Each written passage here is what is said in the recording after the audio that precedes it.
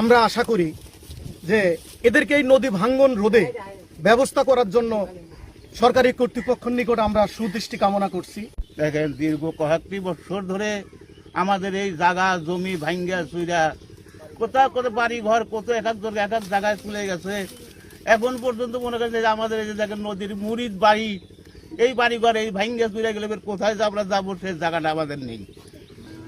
দেখা যায় একটি বছর যেতে না যেতেই সেই জায়গাটাও ভাঙনের কবলে পড়ে। তো এখানে অধিকাংশ মানুষ দরিদ্র, এখানে অসহায় মানুষের সংখ্যা বেশি।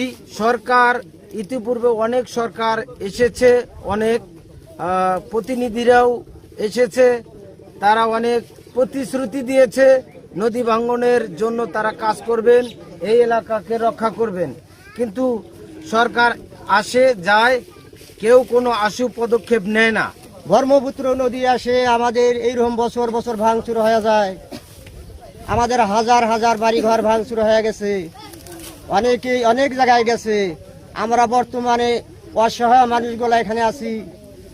আমরা নিরুপায় হয়ে এই কিছু বাঁশখড়ি এলাকা গরিব দুঃখী মানুষ গাড়ছি, তাতে আমরা কোনো কুলাল পারতেছি না। আমাদের সরকারের কাছে দাবি, আমাদের এই নদী ভাঙনটা কিভাবে বন্ধ করে দিবেন, এটাই আমাদের দাবি।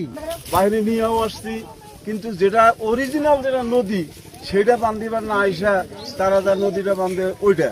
তা আমরা যতই অনুরোধ করি, আমাদের অনুরোধ যদি আপনারা না শোনেন, না জানেন, আপনারা এসে কানলে এক নজর দেখেন যে এই এলাকার নাগেশ্বরী উপজেলা নারায়ণপুর ইউনিয়নের ১ নং ওয়ার্ড কন্যামতি ব্রহ্মপুত্র নদীর ভাঙনের কারণে এলাকার মানুষের ফসলি জমি নদীর গর্ভে বিলীন হয়ে চলে গেছে।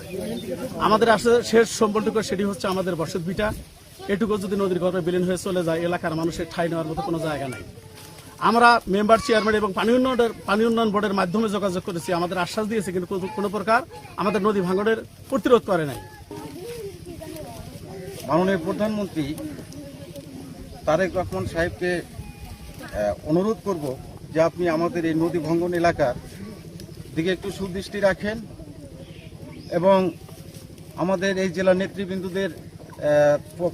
নেতৃবৃন্দদের দৃষ্টি আকর্ষণ করছি। নাগেশ্বরী উপজেলা এবং আমাদের জেলা প্রশাসক সোহেল ভাই সহ আমি সকলের প্রতি অনুরোধ করছি। আমাদের ত্রাণমন্ত্রী মাননীয় দুলু ভাই, আমি ওনাকে অনুরোধ করছি আপনারা আমাদের এই নারায়ণপুর ইউনিয়নের প্রতি একটু সুদৃষ্টি রাখেন। আমাদের এলাকার জনগণ নদীর ভাঙ্গনে পড়ে, নদীর কবলে পড়ে সব নিঃস্ব হয়ে যাইতেছে।